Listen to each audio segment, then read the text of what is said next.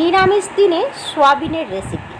এই রেসিপিটা একদম ইউনিকভাবে তৈরি করা এবং সফট হবে। তো দেখে নিন রেসিপিটা কিভাবে বানিয়েছি। তো চলুন বন্ধুরা, একটা কড়াই নিয়ে নিয়েছি, কড়াইতে দিয়ে দিচ্ছি জল। জলের পরিমাণটা হচ্ছে 1 গ্লাস, আর একটু লবণ দিয়ে দিলাম। আমি অনামিকা, আপনাদের চ্যানেল অনামিকার রান্নাঘরে আপনাদের সবাইকে স্বাগত। তো জলটা খুব ভালোভাবে লবণের সাথে মিশিয়ে নিলাম। হালকা একটু গরম হয়ে গেছে। তো এখানে আমি ছোট ছোট যে মিনি সোয়াবিনগুলো হয়, সেই সোয়াবিনই আমি এখানে দিয়ে দিয়েছি। তো সোয়াবিনটা দেওয়ার পর দেখুন একটু নেড়ে চেড়ে নিচ্ছি, আর 1 থেকে 2 মিনিট একটু গরম করে নিচ্ছি। এখন দেখুন সোয়াবিনটা অলরেডি আমার অনেকটা নরম হয়ে গেছে। এই নরম হয়ে গেছে, আর রাখার প্রয়োজন নেই সোয়াবিনটা। তাই সমস্ত সোয়াবিনটা আমি জল ঝরিয়ে এখানে তুলে নিচ্ছি, আর বাকি যে জলটা ছিল সেই জলটা কিন্তু আমি ফেলে দিয়েছি। তো জলটা আমি খুব ভালোভাবে ওখানে প্রেস করে নিয়েছি। আর একটা কড়াইতে দিয়ে দিয়েছি এখানে তেল। তেলের পরিমাণটা এখানে 1 চামচ দিয়ে দিয়েছি।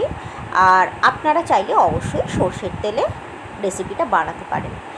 কড়ার চারিপাশে আমি কিন্তু সোয়াবিনটা খুব ভালোভাবে এখানে লাগিয়ে নিচ্ছি তেলটা, যাতে আমি যে কিছুই বানাই না বা ভাজি তাতে কিন্তু চারিপাশে লেগে যাবে না। আর তেলেতে দিয়ে দিয়েছি হলুদ। এখানে কেটে নিয়েছি আমি একটু মিডিয়াম সাইজ করে আলু আপনারা কম বেশি অবশ্যই করতে পারেন। তো আমি এখানে 3টে মিডিয়াম সাইজের আলু দিয়ে দিয়েছি। এটা নিরামিষ দিনে আপনারা অবশ্যই এই সোয়াবিনের সবজিটা রাখতে পারেন। একটু ইউনিক স্টাইলে বানানো, আর স্বাদে গুণে অতুলনীয়। তো সুন্দর করে আমি এখানে কিন্তু ভেজে নেব। তবে এখানে যে আমি সোয়াবিনটা ভাজছি, মোটামুটি যেন এখানে আমার 70% যেন ভাজা হয়ে যায়, সেদ্ধ হয়ে যায়, সেইভাবেই আমাকে কিন্তু ভেজে নিতে হবে। তো দেখুন এখানে আমি পরিমাণ মতো লবণ দিয়ে দিলাম, যেন আলুর মধ্যে এই লবণটা চলে যায়, সেইভাবেই কিন্তু আমি দিয়ে দিয়েছি। আর এখানে দেখুন সুন্দরভাবে আলুটা কিন্তু আমার ভাজা হয়ে গেছে। তো 70 থেকে 80% এখানে কিন্তু আলুটাকে ভেজে নিতে হবে। এর কারণ হয়েছে বললাম, যেন আলুটা সুন্দরভাবে সেদ্ধ হয়ে যায়। আর এবার আমি একটুখানি জলটাকে প্রেস করে নিয়েছি, আর সোয়াবিনটা ভেজে নেবো, হালকা একটু ফ্রাই করে নেবো।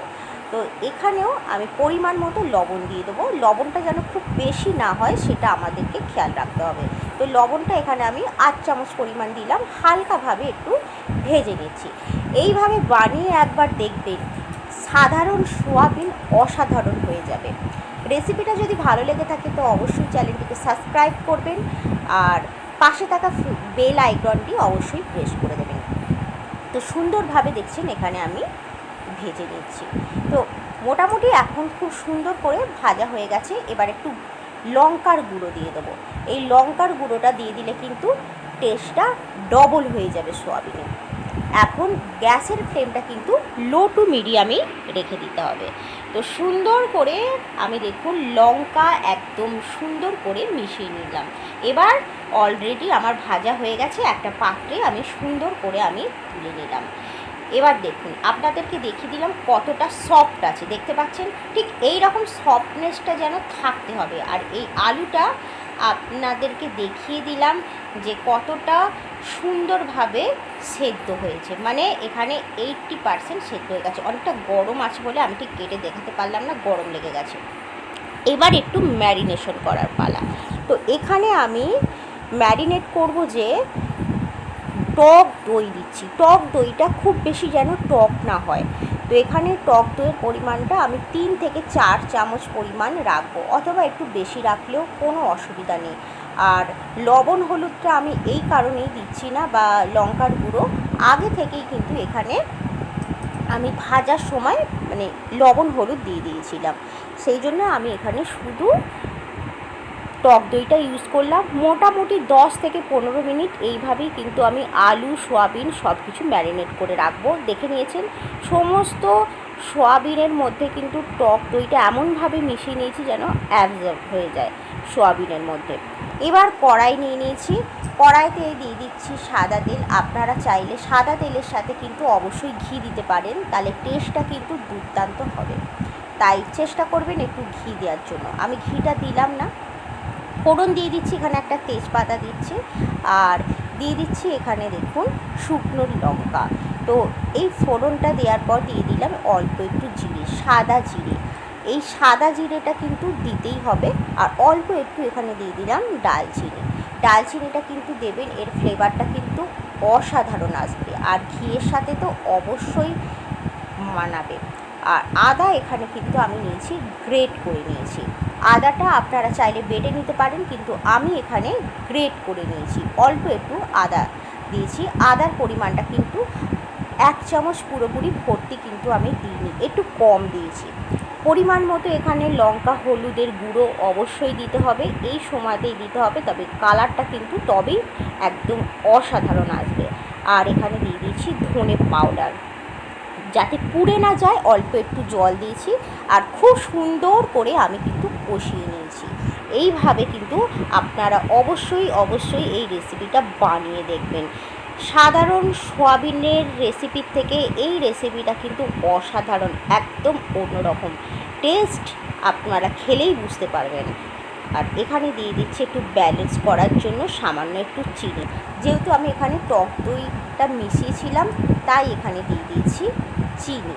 চিনিটা একটু জাস্ট ব্যালেন্স করবে, আপনারা কিন্তু দেবেন। কেউ যদি মনে করেন যে এটা মিষ্টি হয়ে যাবে, তাহলে আপনারা স্কিপ করতে পারেন। এবার আমি কিন্তু সুন্দর করে কষিয়ে নেব। আগে থেকেই মশলাটা একটু কষানো আছে, তবুও আমি সয়াবিন আলুর সাথে সুন্দর করে কষিয়ে নেব। এই আস্তে এখন দিয়ে দেবেন লো টু মিডিয়াম করে গ্যাসের ফ্লেমটা, আর অল্প একটু জল দিয়ে কিন্তু অবশ্যই কষাতে থাকবেন, না হলে কি হবে, লেগে যাওয়ার ভয় থাকবে। আর দিয়ে দেবেন অল্প একটু কসুরি মেথি। এই সময়তেই জাস্ট দেবেন কসুরি মেথি। এই কসুরি মেথির টেস্ট আপনার এই সয়াবিনের তরকারিকে একদম অসাধারণ করে দেবেন। যে আমি উপকরণগুলো বলছি একদম মাস্ট উপকরণ, এই উপকরণগুলো কিন্তু আপনাদেরকে দিতেই হবে। আর এইভাবে বানিয়ে দেখবেন, আমি বারবার বলে দিচ্ছি, সোয়াবিনের রেসিপি কিন্তু হয়ে যাবে একদম ফেমাস। আপনি যাকে এই সোয়াবিনের রেসিপিটা করে খাওয়াবেন, সে আপনার প্রশংসা করতে অবশ্যই বাধ্য হবে। তো এখানে আমি দিয়ে দিয়েছি পরিমাণ মতো জল। আমি খুব বেশি এটা ঝোল করব না বা গ্রেভি করব না, পরিমাণ মতো দিয়েছি। এখনই দেখুন ওপর থেকে যেন তেল ভেসে আসছে। আর রেসিপিটা হয়ে গেলে কিন্তু আর কথাই নয়, গরম গরম ভাতে কিন্তু অসাধারণ লাগবে। দেখুন এখন সোয়াবিনের কালারটা দেখুন কত সুন্দর হয়েছে, আলু কিন্তু আমার সিদ্ধ হয়ে গেছে। এবার আপনাদেরকে সার্ভ করে দেখিয়ে দেবো। দেখুন আলু সোয়াবিনের রেসিপি, এটা পরোটা, রুটি বা সাদা ভাত সব কিছুর সাথেই এনজয় করতে পারেন। So thank you.